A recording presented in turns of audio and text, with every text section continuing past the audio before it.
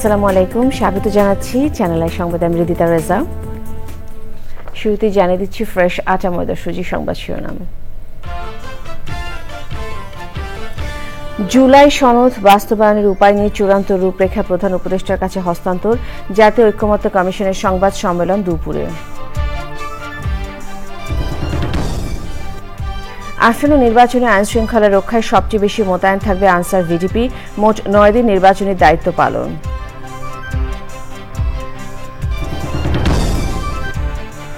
চট্টগ্রামে পোস্টার লাগানোকে কেন্দ্র করে বিএনপির 2 গ্রুপের সংঘর্ষে নিহত 1, আহত 10 জনের মধ্যে কয়েকজনের অবস্থা আশঙ্কাজনক। ক্যারিবীয় অঞ্চলে শক্তিশালী হারিকেন মেলিসায় 7 জনের মৃত্যু, ভারতের অন্ধ্রপ্রদেশ ও উড়িষ্যার দিকে ধেয়ে যাচ্ছে ঘূর্ণিঝড় মোন্থা। এবং সম্পর্ক জোরদারে বাণিজ্য ও দুর্লভ খনিজ বিষয়ে যুক্তরাষ্ট্র জাপান 2 চুক্তি সই, নতুন সোনালী যুগের অঙ্গীকারে ট্রাম্প তাকায় চীন।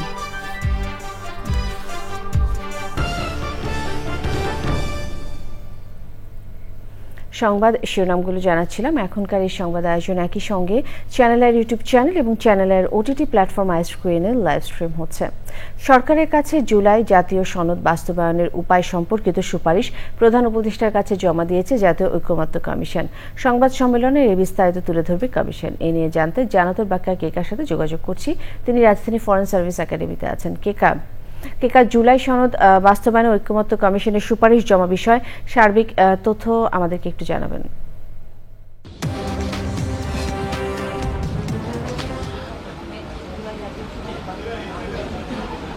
রিদিতে আপনাকে ধন্যবাদ। আপনি জানেন যে কিছুক্ষণ আগেই আমরা ফরেন সার্ভিস একাডেমিতে এসে পৌঁছেছি, কারণ এখানে বেলা 2টায় জাতীয় ঐক্যমত্য কমিশনের পক্ষ থেকে জুলাই সনদ জাতীয় বাস্তবায়ন রূপরেখার যে চূড়ান্ত রূপরেখা জমা দেওয়া হয়েছে প্রধান উপদেষ্টার কাছে, সেটার বিষয়ে বিশদ কথা বলবেন জাতীয় ঐক্যমত্য কমিশনের সহসভাপতি জাতীয় ডক্টর আলী রিয়াজ। আসলে আজকে দুপুর 12টার পরে কিন্তু জাতীয় ঐক্যমত্য কমিশনের পক্ষ থেকে সহসভাপতি ডক্টর আলী রিয়াজ এবং তার টিম জাতীয় ঐক্যমত্য কমিশনের সভাপতি প্রধান উপদেষ্টা ডক্টর মোহাম্মদ ইউনূসের কাছে তার দপ্তরে তার সনদের চূড়ান্ত কপিটা হস্তান্তর করা হয়েছে। আমরা যতটুকু জানতে পেরেছি যে সেই হস্তান্তর কপিটা হচ্ছে সেখানে নামটা যেটা রয়েছে, শিরোনাম যেটা জুলাই জাতীয় সনদ বাস্তবায়ন ব্র্যাকেটে সংবিধান সংস্কার। এই বিষয়টা এখনো পর্যন্ত আসলে বিশদভাবে আমাদেরকে কোন ধরনের সুপারিশ করা হয়েছে সেই বিষয়টা কিন্তু এখনও জানানো হয়নি আনুষ্ঠানিকভাবে। তবে আমরা বিশেষজ্ঞ কমিটি যে গত কদিন ধরে টানা জাতীয় ঐক্যমত্য কমিশনের সাথে বৈঠক করেছিল এবং সাংবিধানিক এবং মৌলিক যে বিষয়গুলো নিয়ে চুলচেরা বিশ্লেষণ করেছিল, সেই বিশ্লেষণের প্রেক্ষিতে কিন্তু আমরা আইনবিদদের সাথে কথা বলেছিলাম, বিশেষজ্ঞ আইনজ্ঞদের সাথে কথা বলেছিলাম, যারা জাতীয় জুলাই সনদ বাস্তবায়নের রূপরেখা নিয়ে জাতীয় ঐক্যমত্য কমিশনের সাথে ধারাবাহিকভাবে বৈঠক করেছিল।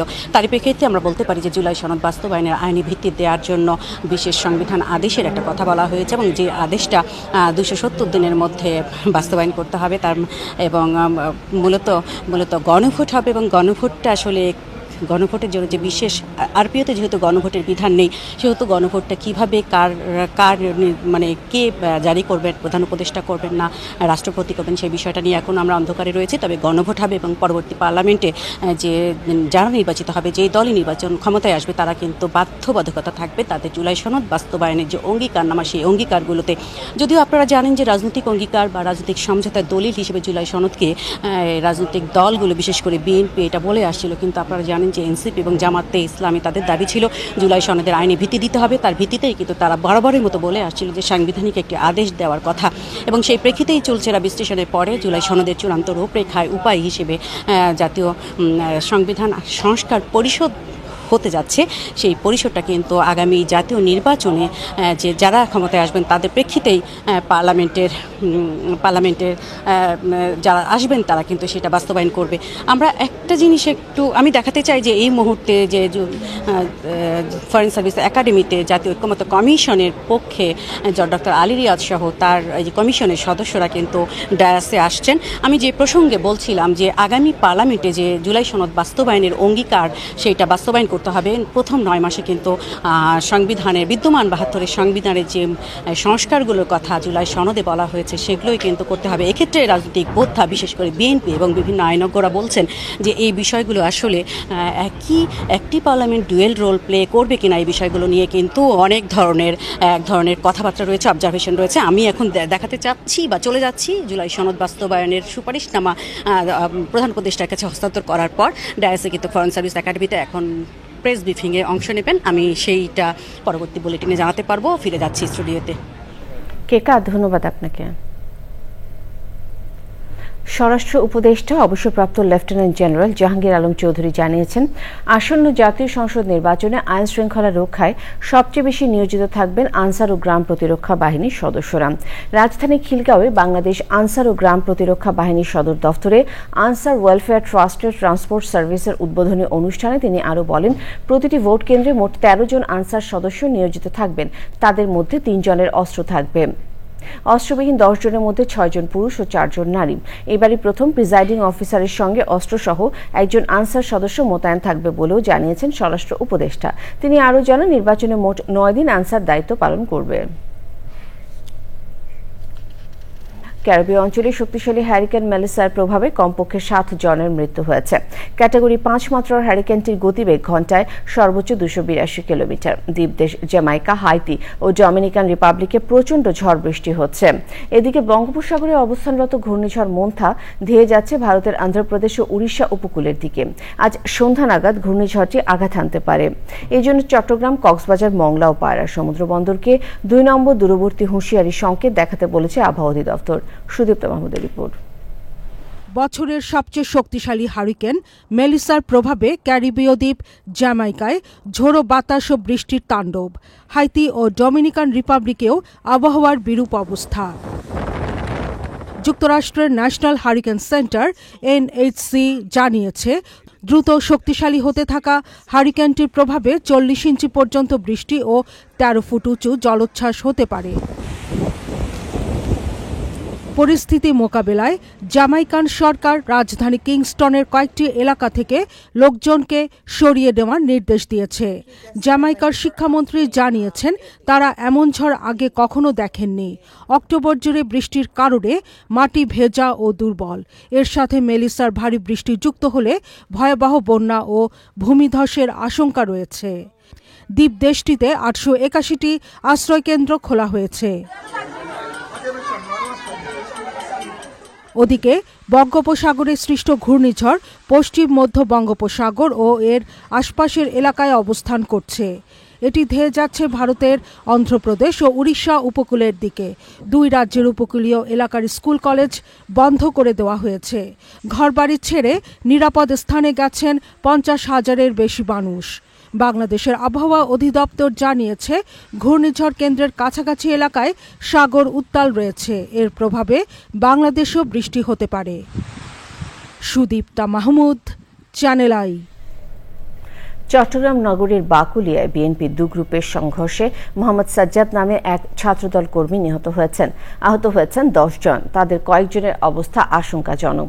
এ ঘটনায় নিষিদ্ধ ছাত্রলীগের অনুপ্রবেশ ছিল বলে অভিযোগ করেছেন চট্টগ্রাম সিটি মেয়র। চট্টগ্রাম থেকে চৌধুরী ফরিদের পাঠানো তথ্যচিত্রে রিয়াজ ইসলামের রিপোর্ট। সোমবার রাতে চট্টগ্রাম সিটি কর্পোরেশনের মেয়র ডাক্তার শাহাদাত হোসেনের ব্যানার সরানোকে কেন্দ্র করে বিএনপির 2 পক্ষের মধ্যে বাগবিতণ্ডা হয়।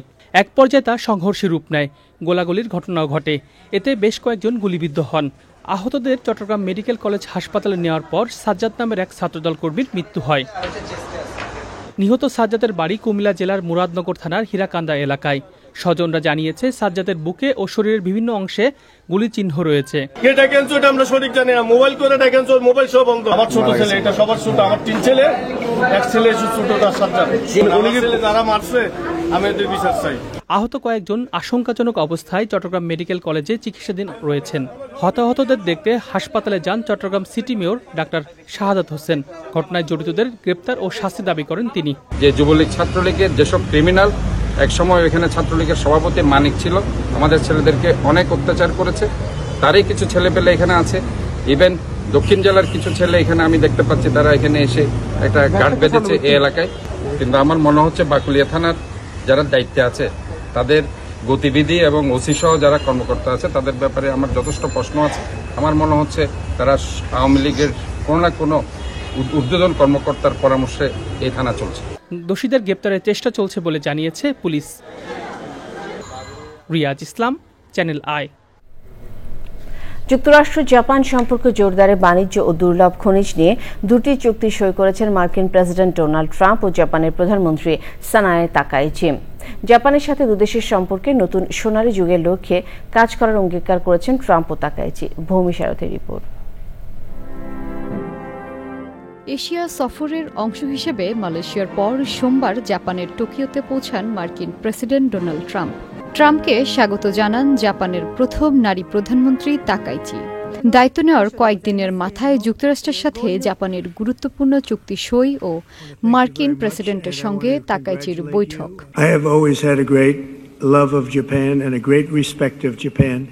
আমরা জাপানের সবচেয়ে শক্তিশালী মিত্র। আপনার সঙ্গে দেখা হওয়াটা অত্যন্ত সম্মানের। আমি মনে করি আপনি অন্যতম সেরা প্রধানমন্ত্রী হবেন। জাপান ও যুক্তরাষ্ট্রের বন্ধুত্বের ক্ষেত্রে নতুন সোনালী যুগ দেখতে চাই, যেখানে জাপান ও যুক্তরাষ্ট্র দুদেশই আরও শক্তিশালী ও সমৃদ্ধ হবে। ট্রাম্পকে গলফ ব্যাগ ও দুটো ক্যাপসহ কয়েকটি উপহার দিয়েছেন তাকাইচি।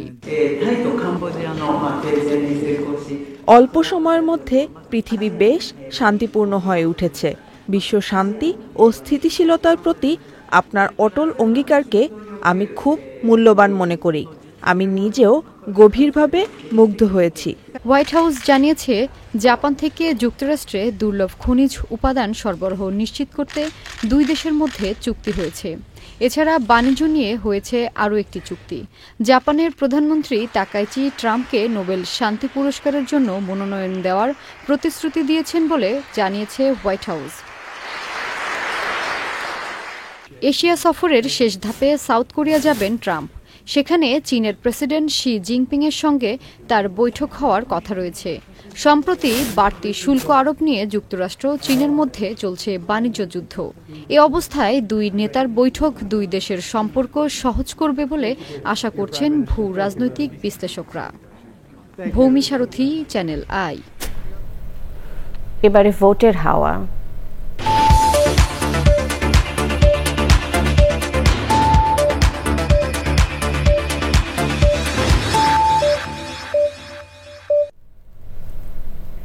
আসন্ন জাতীয় সংসদ নির্বাচনকে ঘিরে সারা দেশে বইছে নির্বাচনী হাওয়া।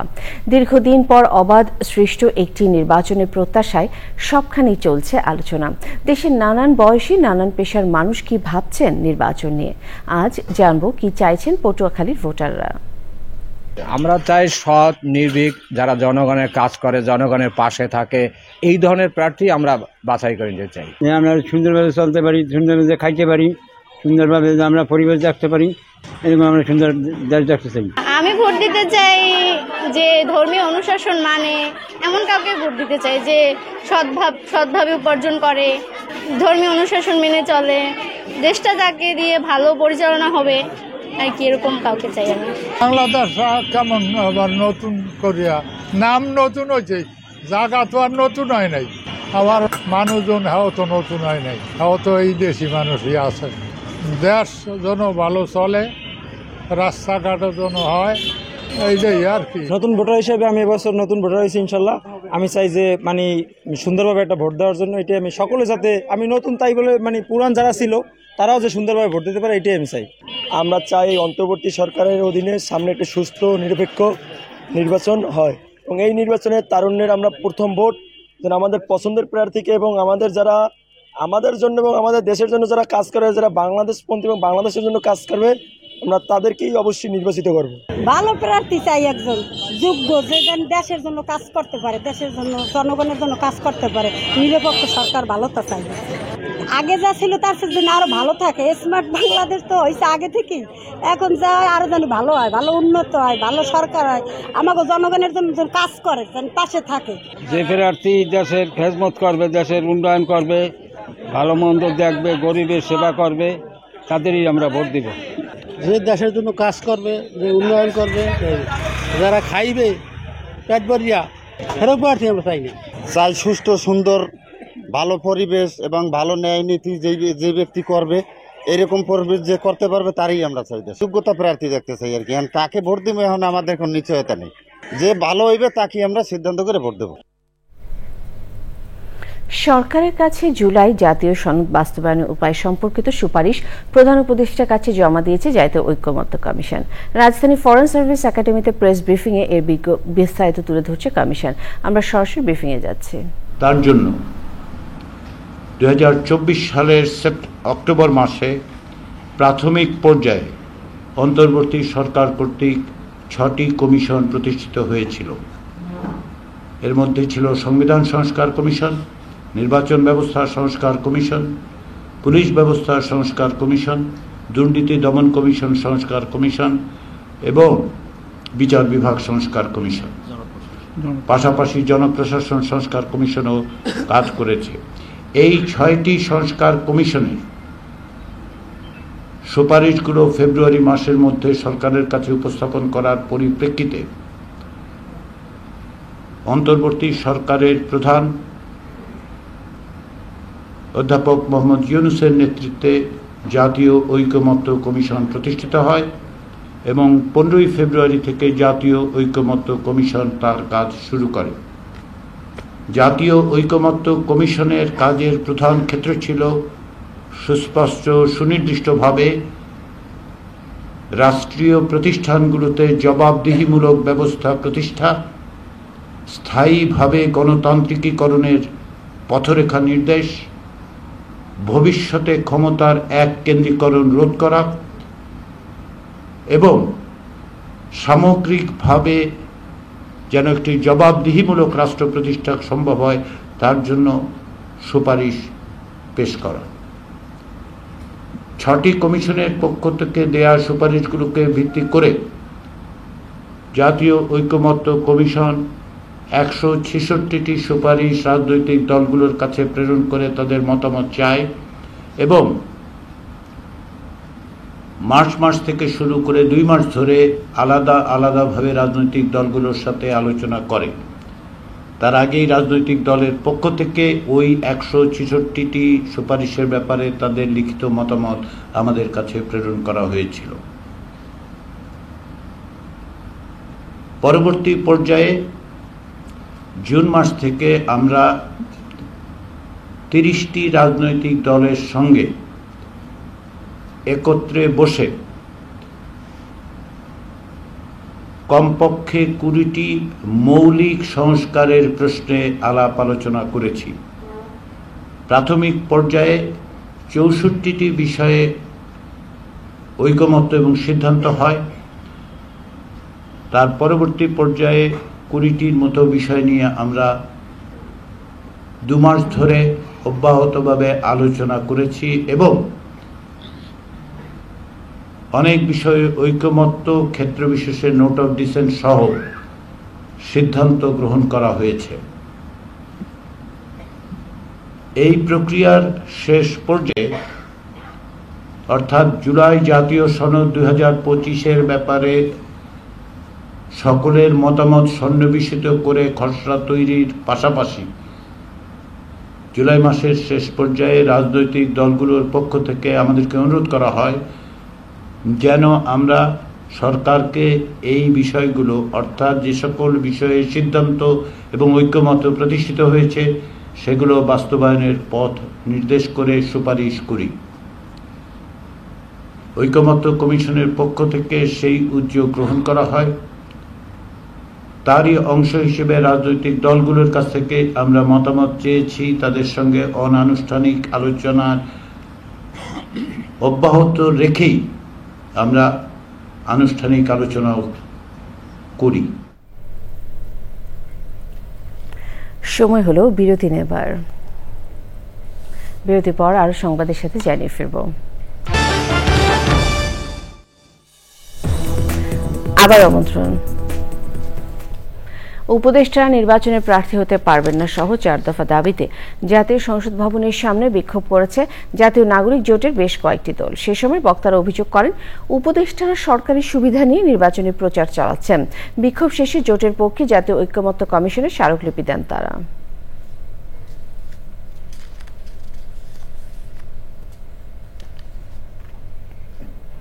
নিটল টাটা কৃষি সংবাদ।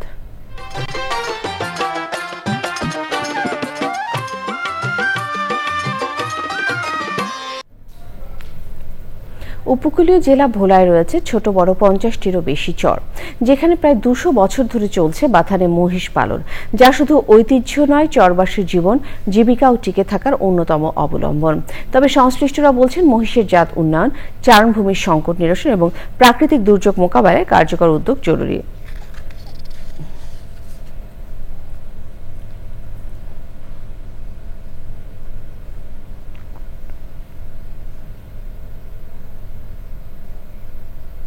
প্রকৃতি সংবাদ।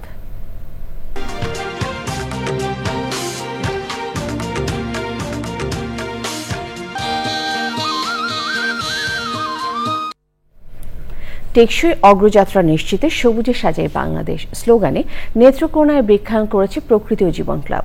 10টি উপজেলার সদর ও প্রান্তিক জনপদে সবুজায়ন সহযোগী ছিল কৃষি সম্প্রসারণ অধিদপ্তর খামারবাড়ি।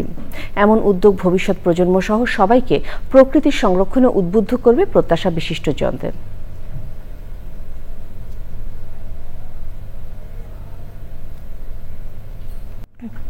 সবশেষে ফ্রেশ আটা ময়দা সুজি সংবাদ শুনামূল আরও একবার। জুলাই সনদ বাস্তবায়নের উপায় নিয়ে চূড়ান্ত রূপরেখা প্রধান উপদেষ্টার কাছে হস্তান্তর। জাতীয় ঐক্যমত্য কমিশনের সংবাদ সম্মেলন দুপুরে। আসন্ন নির্বাচনে আইন শৃঙ্খলা রক্ষায় সবচেয়ে বেশি মোতায়েন থাকবে আনসার ভিজিপি, মোট 9 দিন নির্বাচনী দায়িত্ব পালন।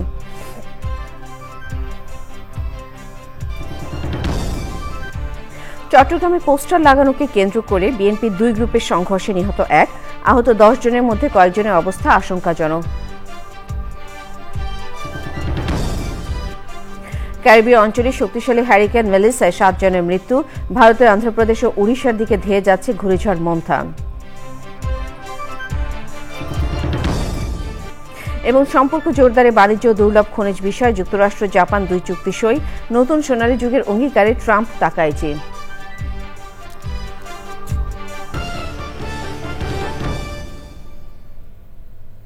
শেষ করছি চ্যানেল আই সংবাদ। ধন্যবাদ।